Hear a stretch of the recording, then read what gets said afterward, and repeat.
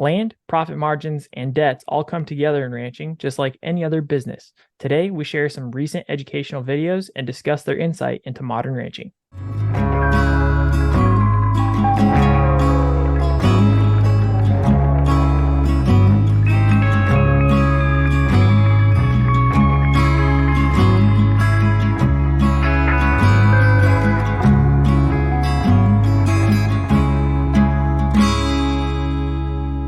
Welcome to Hashknife Hangouts. I'm Calen. My co-host and father is Brandon.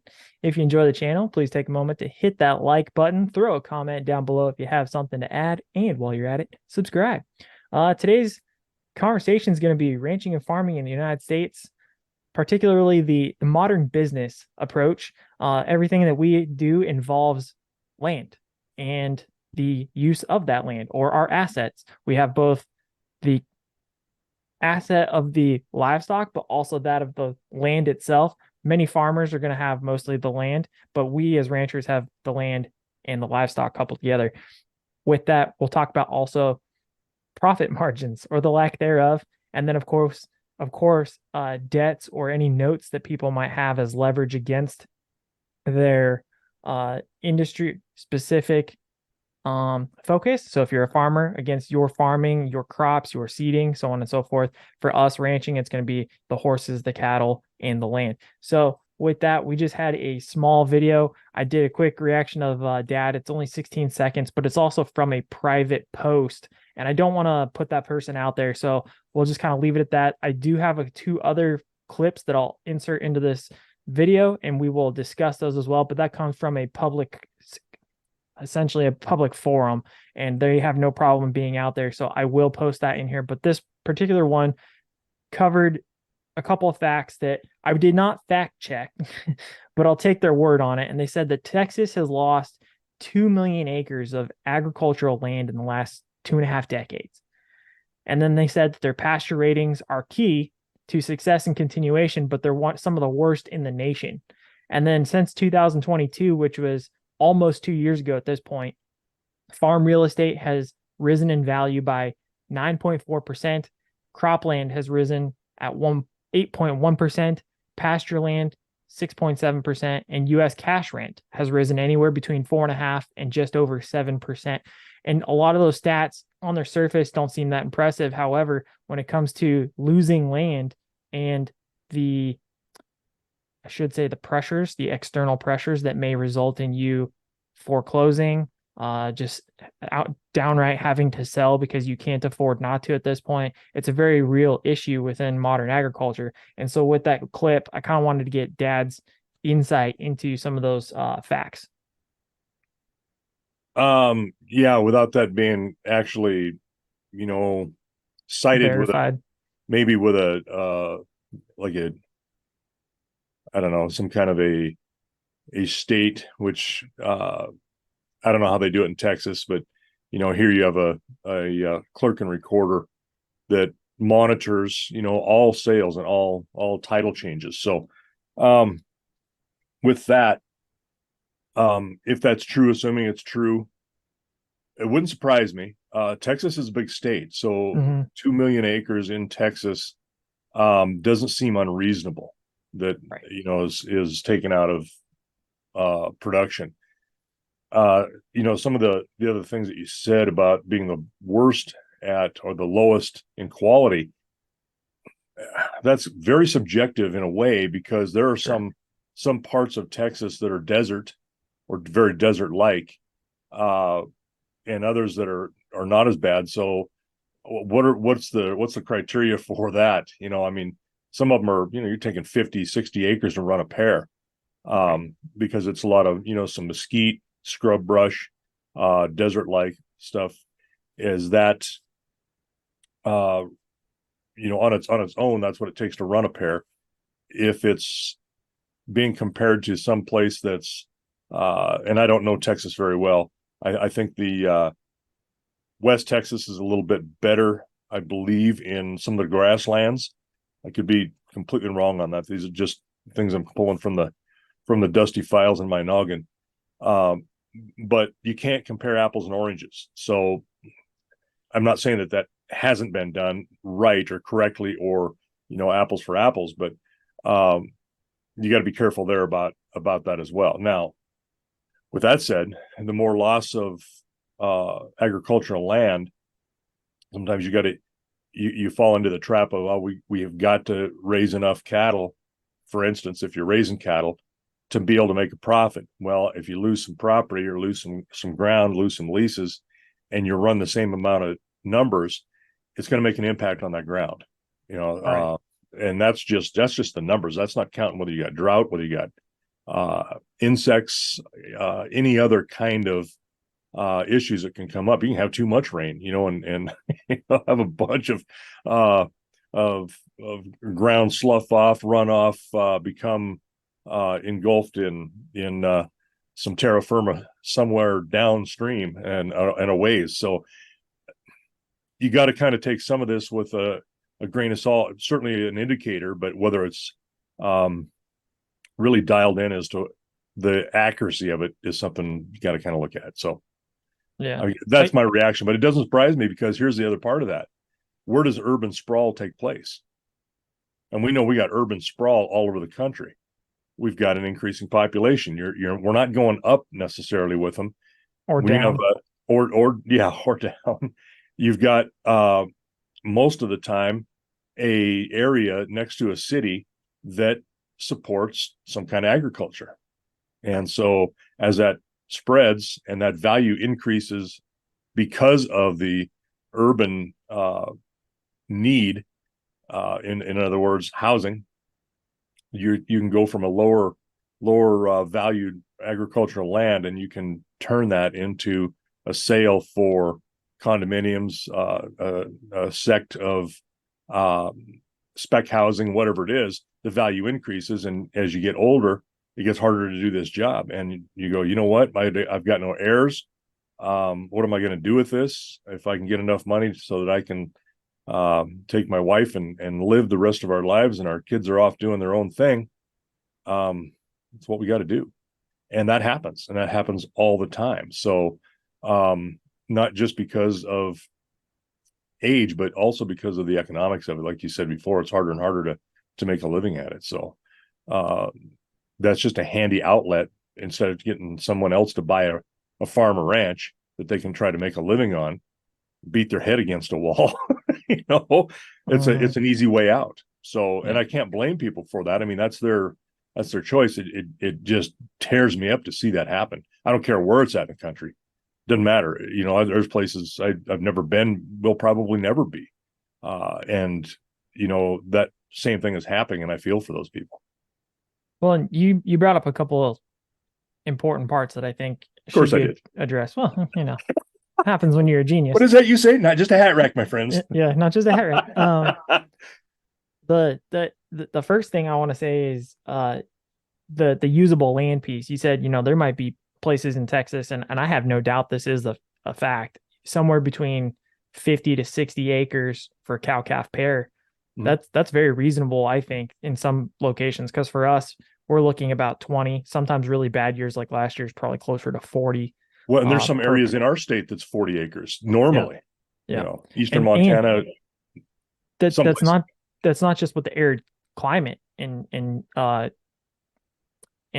just overall area region, but it's also the land itself. We've had this conversation before where, especially in Montana, you can have 5 sections or 5 square miles, for those that aren't familiar, of land somewhere in the mountains, and it looks beautiful and it's got green grass, but you're going to be running close to 50 acres per pair, because a lot of that ground is rocky and mountainous, and it's not usable for grazing. And so you actually need more land to support the same number that might be supported in smaller parcels of land towards the east or towards the Mississippi or somewhere like that. Well, and it also depends, too much water can be a good thing. Oh, absolutely. I mean, or not a good bad thing. Sorry. Yeah. In fact, I was just visiting with a friend of mine who's got some cattle and an operation over by Belfouche, South Dakota, and they tend to get some good moisture over there. It's a really good area for grass.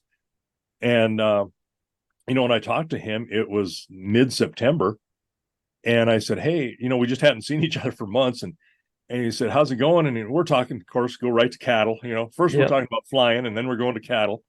And he said, "I said, how's it look over there? How's your grass?" Because he's got some just on the eastern side of Montana too. And he said, "Oh man," he said, "over Belfouche, it looks like Ireland. It is so green, has been green." And I said, "Oh, I said, you got a lot of grass. That's good." I said, "But yeah." And he goes, "Yeah, I know what you're thinking." He said, "We sold our steers. Our steers, because of the way the grass was and all the water, all the moisture, all this growth, you would think would be a really good thing. And it can be. However, for him, his steers averaged 70 pounds lighter a piece, 70 pounds."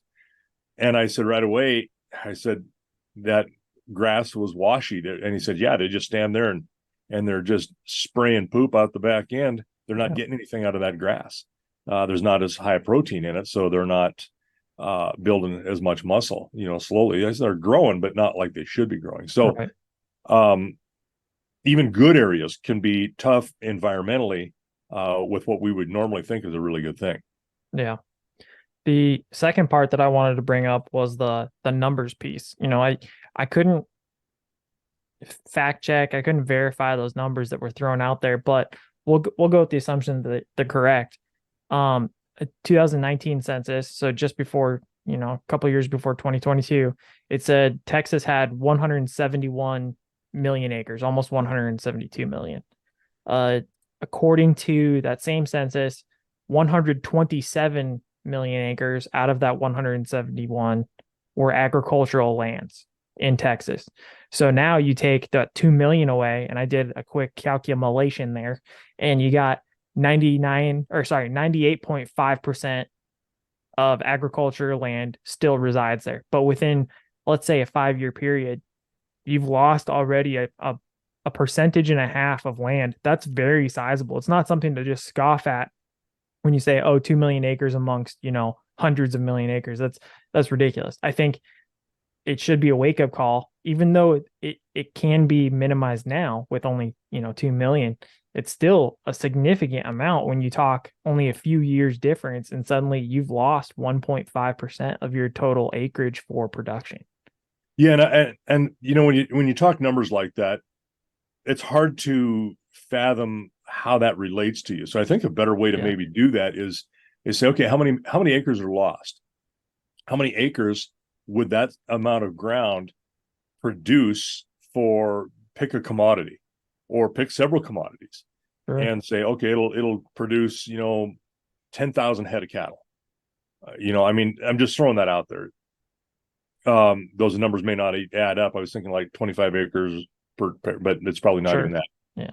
Anyway, more like 100,000. Anyway, now how many families will that many cattle feed?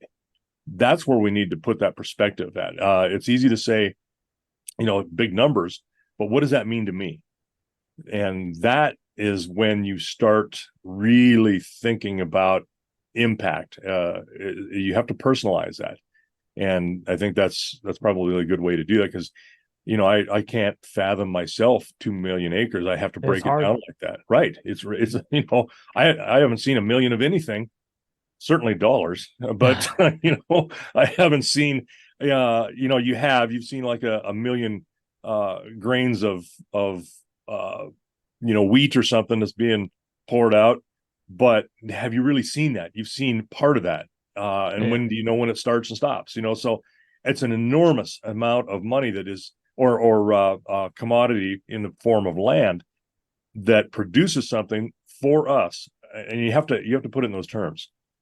And I think that's part of the reason why I wanted to say within 5 years, 2019 to 2000, end of 2023, where we're at, we've seen a 1.5% be lost. And I think that's what should be taken away. If you're going to talk about the numbers, you point out really well, like how many families does it feed? How many families does it impact? That's great.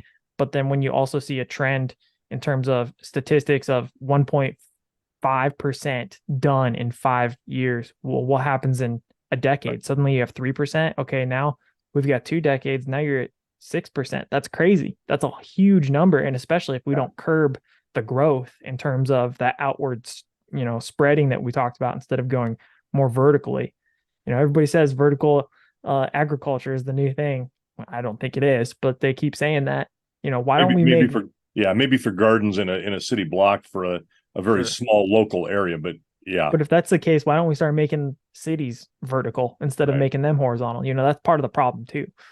Well, but you don't want a nice view to be ruined. Bozeman, Montana, Bose Yeah, Angeles, Montana. yeah, Los Uh, Angeles.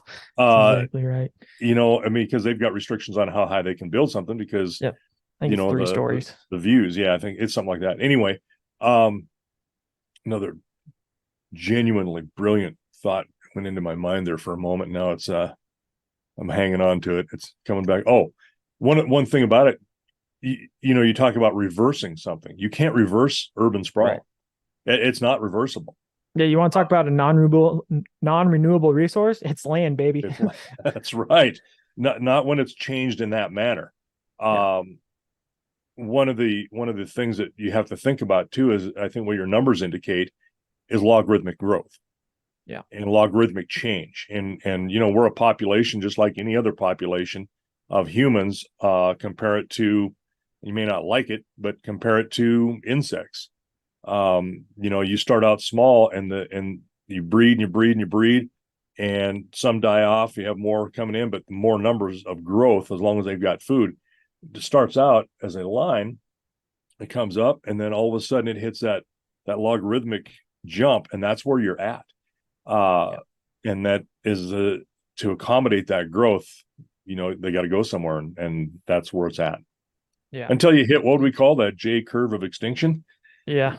Up, and then some really bad thing happens, and then the It peaks. population drops off and just about goes extinct, and then it turns and starts all over again. So, we've done a lot of things with medicines and preventatives, but at some point, we're just as vulnerable to that than anybody else is or any other population is.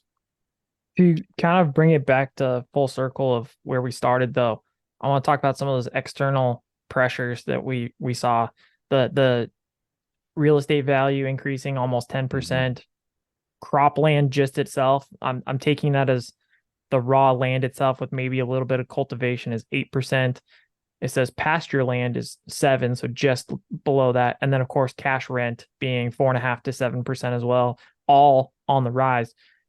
There you can't help but understand and to point out that the and particularly in Texas, a very similar situation to what we are experiencing now in Montana, the massive influx of people with money from a different cultural, political, socioeconomic region has been very much a driver in this massive rise. Mm-hmm. People don't think 10%, well, 10% they'll be like, that's a big rise, but 4.5%, 6%, that doesn't seem like a big rise, especially recently with inflation and economy issues. But when you look at the overall that trend, again, going back to what you just said, the J curve, and then us talking about the 1.5% of ag land being gone in 5 years, this is very concerning. And it goes again back to the other point you said, those that don't have the heirs and they no longer have the years left in their life to continue are forced to either cash out and walk away Mm-hmm. or hold on for dear life until they croak, and then hopefully somebody else can pick up the mantle, and that's just not the case. A lot of the times it gets, it gets auctioned off and thrown under asphalt. Right. Um, yeah, those are all concerns, all causes, or all responses to the causation. Um, Along with the increase in value, what comes along with that directly to those who hold on to that property and are trying to make a living with it. In our state, your increased value goes right to your tax base, and you Right. increase your taxes with no more income than what you've already got, and sometimes less income because now we're not able to afford fuels. Fertilizer is out of sight. Right. In fact, as I know some people who could not afford to put fertilizer on their, for instance, their hay ground that they had under irrigation. And so their crop yield is a whole lot less without the fertilizer. Oh, Now, absolutely. what do you do? And so there's that spiral that's a really direct and very quick spiral start to, that negative balance working into the red. How long can you do that? And then the next thing we talk about people on the street, and it's like, what happened? How'd they get there? Some or maybe some bad choices, some could be bad circumstances. Sure. And when you've got circumstances that can affect you within a very short time, and there's nothing you can do to stop it, everybody's just as vulnerable to being on that street and no place to live as anybody else. It's tenuous, it's bad, and some of those that are already on the street, they're hungry too. And when you can't feed them, what would they say in France? Feed them cake. Let them eat cake. And they don't understand when they're so far out of touch. I think we've met this before, right? Or mentioned this before. Yeah. They're out of touch with what goes on and how they get their food. And it's not just the people, it's the elites. They if they don't understand it, they don't need to have a solution. They don't need to have, there is no crisis if you don't understand it. Yeah. There's 2 points with that too. The issue with the fertilizer that you're bringing up, the farmer, the rancher may feel that this year or next year, but those have long-term effects that you may not see or feel until 5 years from now. Or suddenly, why are we having food shortages? Why are we not able to get the increase or the surplus of commodities that we used to? And then the second part being that ever expanding gap between the upper and the lower in terms of incomes. I saw something yesterday. I was reading a review. There are, particularly in New York City, because it's a microcosm of a bigger culture, that you see trends there and then it happens elsewhere. And that is, you see more and more people making 6-figure incomes and surviving just fine.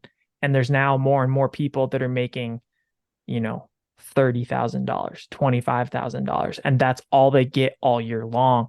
And that ever expanding growth in the middle, that gap, is just getting bigger every year, and it's causing that, what you just said, that inability to understand what's happening below you because you're blissfully unaware. Right. Yeah. But, no, that's part of why we're doing what we're doing, right? I mean, yeah. Educate people, hopefully, and invite questions. And you know what? Sometimes we don't necessarily have all the answers, like a lot, only for ourselves. But there are trends, and when you see a trend like that, what you're talking about happening all over the nation, that's an issue, and that's a multifaceted issue that affects everybody the same. I think your 5-year out is pretty danged. I think it's got a lot of rainbows and glitter on it. Because you think about when you go into a grocery store, what are the dates on canned foods, which has got a fairly long, stable shelf life? What are the dates on there? They're only about a year and a half out, 2 years out. Yeah, I was gonna say most of them are about a year. You look 365 days and it's right around that mark. And all of your fresh produce is certainly, within a couple of months of being picked, certainly longer than that, a couple of months before that, from the time they're seed to putting into a box. But your cattle, year and a half, 2-3 years out. But when that dwindles, that need gets more and more, and I think that gets compressed a little bit more. It's almost like the logarithmic growth of need. Yeah. You start to have a logarithmic growth of shortage as well, and the faster that happens, it is a cause and effect that's inverted. Yeah, I agree.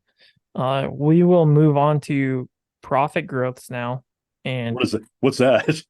Well, or profit margins is what I should say. I have colleagues that were like, Mary Jo, we want to work with farmers. We got this wealthy rancher. Oh my God, he's making so much money. Really? What's he do? Oh, he's got a construction business on the side. Yes. So the cows are a write-off. I'm like, do you guys even know the difference between a cow and a bull? They have no clue, like none. And he said to me, well, what's their profit margin? What are these farmers' profit margins? I said, they don't have a profit margin. What are you talking about? He goes, a profit margin, Mary Jo. Like, if I have a store, there's a profit margin. Yep. I said, there is not a profit margin. I said, they could make 100% profit one year and they could lose 100% profit one year. He's like, why do you work with them? Because I love them. But you have to understand how their money comes in and how their money goes out. Like, it's not just, oh, well, what's your profit margin? Let me write you a policy. It's not that simple. Yeah, that kind of says it all. Yeah. Well, from that video, if anybody skipped ahead, essentially they talk about, if you're having a conversation, especially about writing policies, which this lady does, it sounds like for insurance or ag insurance of some sort. She's looking at some of her colleagues that work with people and they're like, hey, I'm looking to maybe diversify my portfolio to help others out. And of course, as insurance, you're going to make more money when you diversify, just like anything else. And they go, I've got this wealthy rancher, how, they're making all this money, blah, blah, blah, blah, blah, blah. And then she's like, yeah, but how does that work? And they get into the specifics and they're talking about how this wealthy rancher is really a guy that's a contractor or a professional constructor. And he has a ranch on the side to write things off. And you dig a little bit deeper and they talk about profit margins. And again, Dad kind of alluded to it, like, what's profit? Well, you can have years like hopefully this year, knock on wood, you can make 100% profit, but then the next year you can make absolutely nothing and you lose your tail. And it's stuff like that. It's not the same as it is in retail stores or in chain stores or anything like that. And to understand how profits do and do not work within agriculture, you have to understand how the money flows and how it comes in and how it goes out. And that's, I think, the key to kind of that conversation. Well, and there's a couple things there. Right now, we're in that hoping, knock on wood. I think you reached up and tapped your noggin, but we lost money the last 2 years. Mm-hmm. We're hoping we can make up some of that money this year. I don't think we're going to. I think we're still at a loss overall for 3 years. And hopefully next year is going to be better. Jesus Christ. Sound like my dad, my grandpa now again. Deja vu. Grandpa's, I mean, it just comes out. So we're at the leading edge of that right now. We've already lost. You don't make the money and then lose the money. You might lose the money and then hopefully make the money. Yeah. It doesn't work like that, where you're working like most businesses cannot sustain loss like we can. The only reason we can is because we have a decent profit, or you've got assets that you start to sell off, like the cattle themselves, right? So that you can try to make that up if you have to. The one part, would she say, was people understanding what's going on and that he's got this ranch with a construction business on the side. How do you know that? Or a construction business with a ranch on the side. How do you know that he didn't have to go and get another job because I had the ranch? And that's typically what happens. It isn't that you are successful in a business and then you go take on a ranch. Why would you do that? Why would you take something that has a profit margin and then go into cattle or go into hogs or go into farming when you have such an unstable base that could wipe out your profitable profit margin business that you've got on the side? Typically, farmers and ranchers, and we've said it before, behind every successful farmer or rancher is a woman who works in town, typically their wife, right? And this is the same thing, is that you are diversifying, trying to do other things to keep that ranch going, not the other way around, that you just decide to go get a ranch because you're so profitable on what you do. And that can happen. It does. For instance, some of these guys that invented fracking, and they got so much money, it's falling out of their pockets, that they go and buy a ranch so they can basically hunt and have their friends hunt. I mean, massive places. So they're not there for the ranching. And that is a very rare thing. That doesn't happen all that often. And it takes mega wealth in order to pull that off. But the mega wealth is not made in the ranching and they go do something else. That's inverted. That's flipped. Well, I think a lot of that comes from kind of what you said. You have somebody who understands business, who's smart, who knows how to make a profit. They're just in an industry that it doesn't work that way. So they go outside that industry to bring money in to the money pit. Right. And they're making money somewhere else, and they're using the profits that they earn every year, and they're putting it in the money pit from where they originated. And they're trying to keep the money pit from really like becoming quicksand. And like that's kind of how it like feels to me to an extent. That vicious cycle. Yeah. Yeah, it really is. And I think that's maybe where that comes from. That wealthy rancher approach is probably more accurate to what you pointed out. I didn't think of it that way, but it's absolutely right along what we've talked about, is going outside to get money to bring back. And that's probably where it comes out, is somebody, again, understanding business, how to be a good, successful businessman or woman. And they're not a wealthy rancher. They were a rancher that went out, built their wealth, and brought it back to the ranch. And that's really where the perspective needs to shift a little bit. Yeah. And not everybody's like that, but the vast majority, and those aren't always success stories either. No. I mean, sometimes they're selling stuff off, but you have to look at, for, I guess, and I have to do this from the perspective of someone who doesn't understand, and they see that, okay, they can afford or can't afford a house on a quarter acre. Oh my God, this house has got a quarter acre. Holy mackerel. It's got a huge lot of space, man. Yeah. A lot of space. And then they go out and they think somebody who's got 20 acres is wealthy, because my God, you know what this got to be able to be to afford this? And then you got somebody who's got a section or 2 or 10, 10 square miles to run. Now it's a business. It's not a place to live. And with that comes more expense, but they don't get that. They assume that the ground that they're working, that these people are working, is paid for. And often it's not. And even if it's paid for, oftentimes they have a banker that has their heels and digging in the dirt, while the banker's pulling on them with their talons around their neck, separating them from their money and them. And really the banks don't want people to go out of business necessarily. What they like to do is sell them a banknote every year where they're paying interest on it.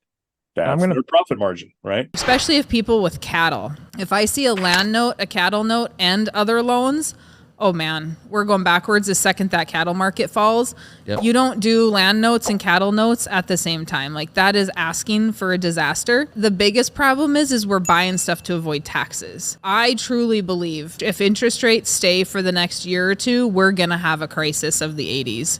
Because we had guys with massive operating notes, and it's going to be the guys with operating notes. Yep. Most people will have an operating note. They're going to have land notes. They're going to have equipment notes. Most people's operating right now is 9 to 9.5 is what I've seen. So when you can't make operating this year, if there's one little glitch, if somebody gets hailed out, droughted out, whatever, and you have a 9.5% $2 million operating note, yep, the combine payment, all the other stuff, we're not going to be able to make those payments.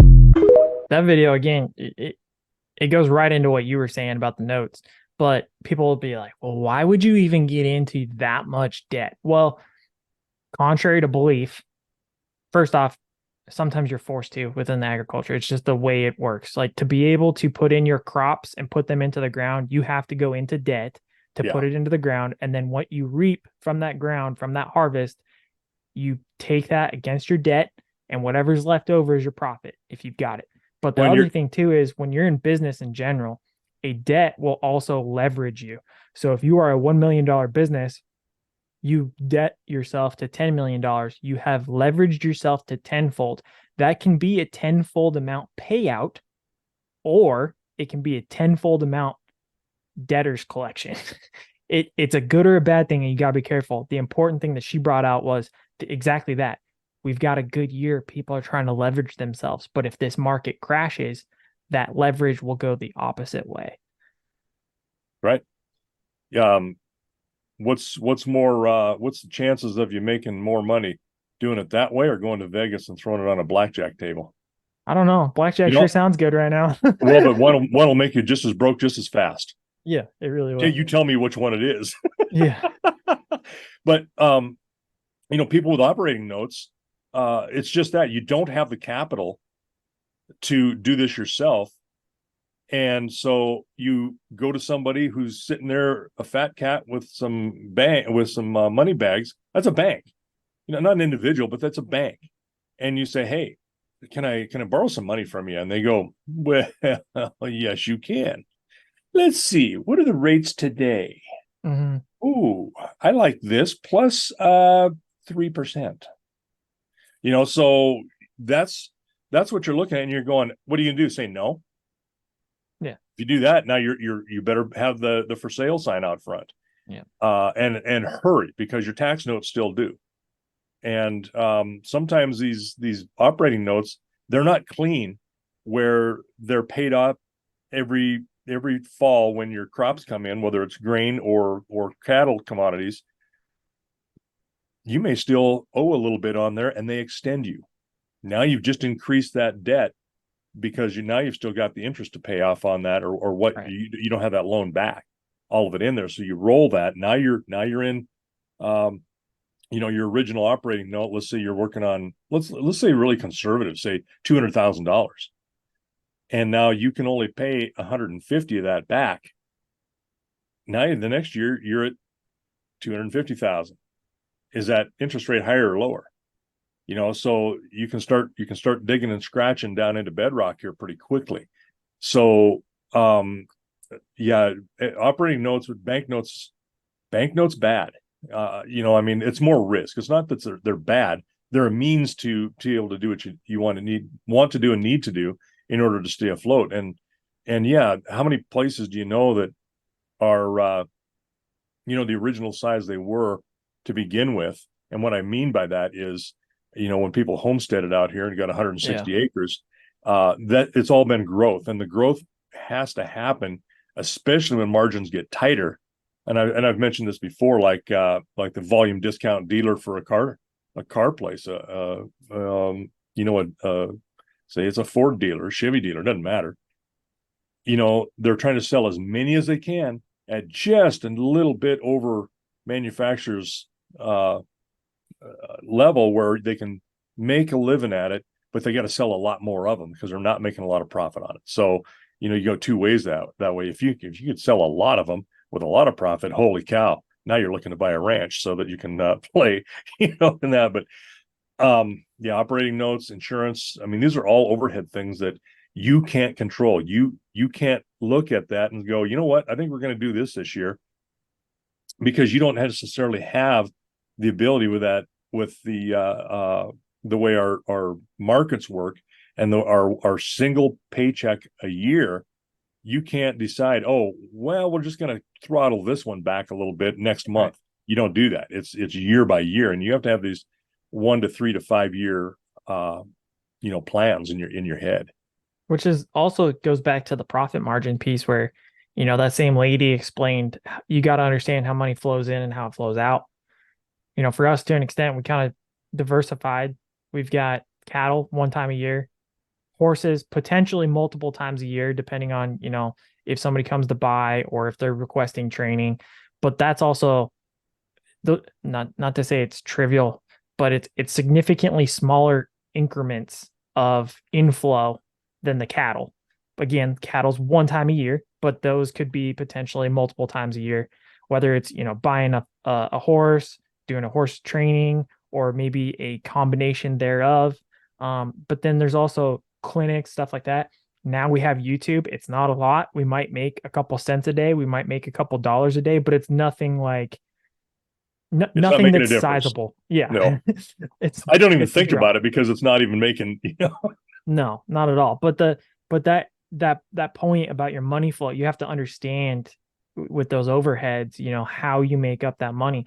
But then also the other point that I think we've talked about it before, but I think it's something that many people, in my perspective, in the agriculture community, conveniently gloss over.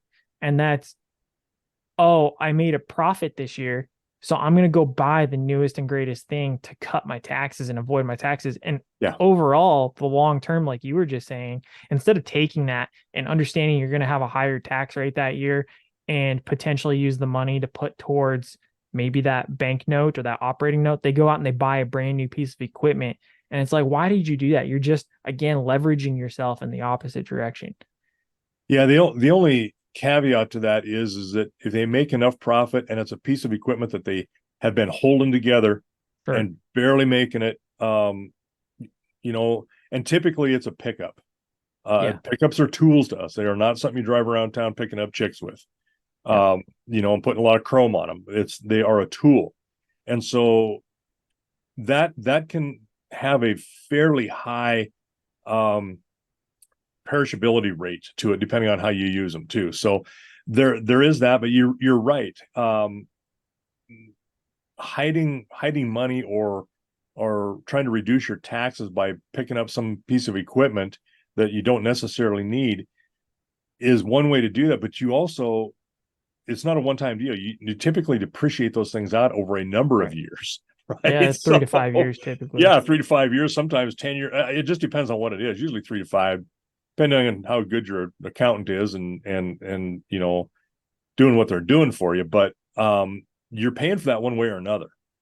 And so you need to not encumber yourself too much on one end. So what happens if you depreciate a pickup out for 5 years, and in 3 years you have another profit? You go, oh, let's get rid of this. Now you're hanging out there 2 years worth of tax liability that you have just called in, right? I think and I'll be honest with you, the way that tax laws are and how that depreciation and stuff can change.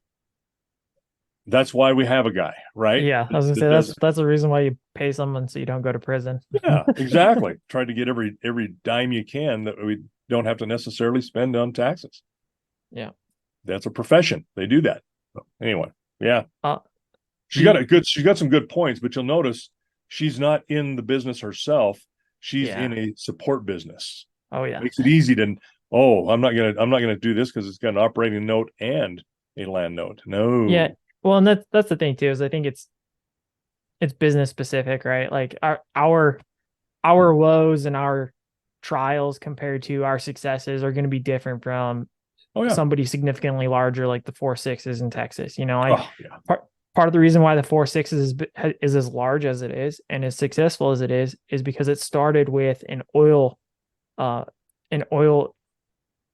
was he? He was a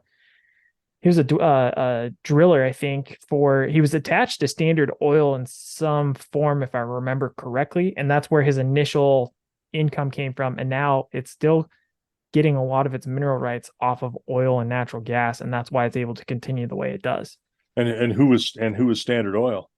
Standard Oil was it got broken up supposedly, but it used to be a monopoly in the early 1920s, 1930s with Rockefeller. John D. Rockefeller, absolutely. Yeah. But and the guy was, he was an absolute maverick about what he was doing, and he could have just as easily went broke and nobody knew who he was except a failure.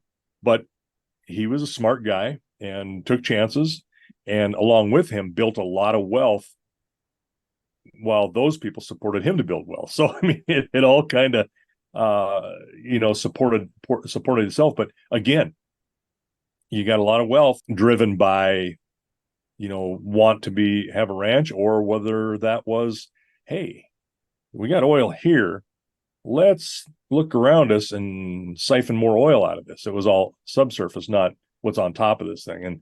And if you're smart, you can do both. Just like my grandpa said, you can make money in cattle every single year. All you got to do is cross any breed with an oil well.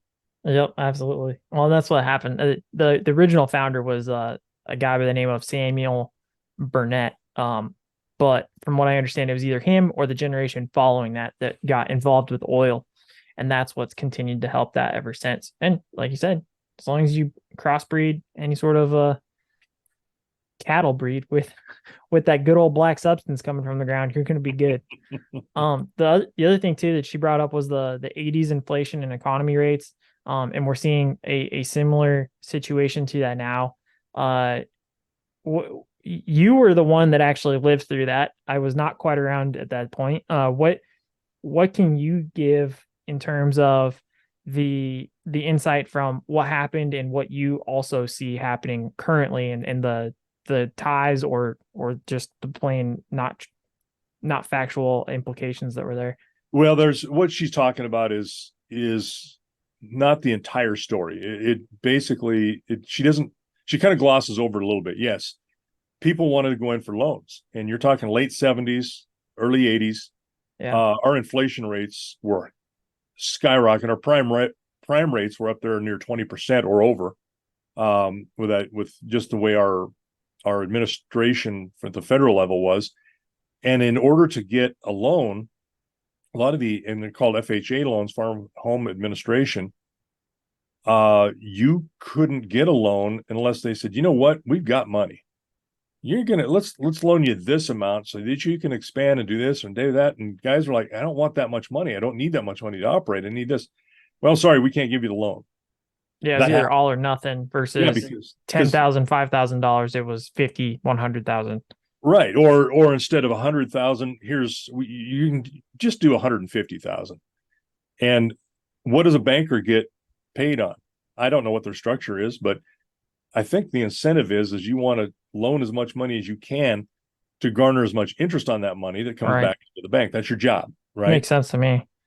Well, with the FHA loans, these are federal backed loans, and they spend all this money. They got money, and what are they doing? They're printing money, same as we're doing right now.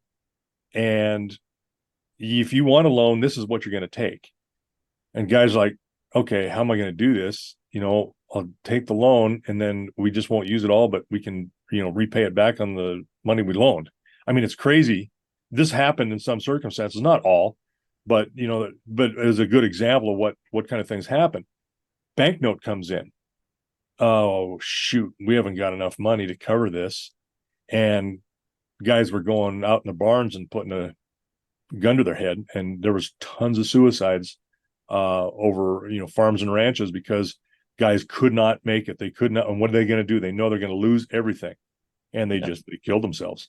There was an epidemic, really. You heard it, when it hits the news that guys in agriculture are killing themselves. Well, tell me what kind of an epidemic that is, because normally they don't. The media doesn't cover agriculture, not a light like that. No, well, I mean that's an ongoing issue that always has been, frankly. But the fact that it got highlighted at a certain point because of a economic issue, I mean that definitely points that out. It got worse, yes, and it was very true. And you know what? You got a banker that's given this loan. Now his tail's on the line. What is he going to do? He's going to call those notes in. Hey, I got to do this. And you agreed to this. Why'd you agree to this? I'm sorry, but there was a movie, and I can't even remember. It was very, very, very accurate, and I cannot remember what the name of it, but it was about that very thing in the 80s, late 70s and 80s. And they'll hang with you for a while, but pretty soon they're under pressure to fold and sell that place and take that asset, and that's where the gun goes in the mouth. It's complete despair and hopelessness. And where do you go to continue to operate? There is no other place to go unless you sell, and nobody wants to sell. Well, and that's the difficulty. I mean, it turns into that circle of the land being available, the assets at your disposal, and then also the fact that we keep losing more and more. Mm-hmm. And it goes back to what we started with, which was, you don't want to sell out, but at the same time, you may have no other option. And so that's just the way it ends up turning out. So that's all I have today, but that was the stuff that I wanted to cover. I think it's insightful to the ag business to kind of share some of those concerns. It does sound, I mean, we made this into a pretty negative one, I think, but like it's something that kind of it highlights those structural issues, especially at the production level, because we're the end of the line. There's nobody else behind us. We're not the middlemen. We are, where it starts. So no, and to your point, this has been kind of a downer one, but I think it's a lot of times what people don't think about or don't know. And it isn't like that just happened in the 80s. It's happening right now too. Mm-hmm. Same issues, history repeats itself. And again, until people get hungry, and the wealthy ranchers are the ones who are the problem. We've talked about this before. We're doing a bad job of marketing ourselves because we're so damn busy trying to feed people. So, geez, huh? Now I got to go out and it's today's Sunday, so I got to go out and meet a truck and bring in some more hay so we can, guess what? Keep these animals alive through the winter so we can feed people. Oh, geez. Well, we appreciate you watching, and we thank you till you're better paid.